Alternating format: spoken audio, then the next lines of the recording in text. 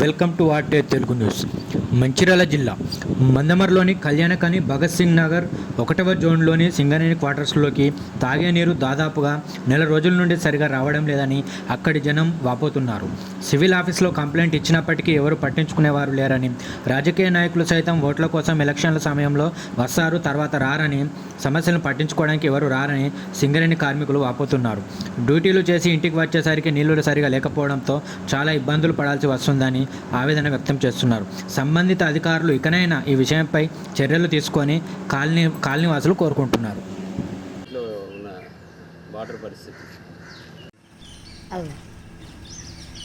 నీళ్ళు పట్టుకొస్తా మొత్తాను అన్నట్ట నలుగురు కనబడితే మంచిగా ఉండు. నైట్ షిఫ్ట్ చేసేసి ఇప్పుడు ఇంట్లో కనీస అవసరాలకు కూడా నీరు లేక బోరింగ్ నుంచి కొట్టుకొస్తున్నాయి. ఇది ఇంట్లో ఉన్న వాటర్ పరిస్థితి.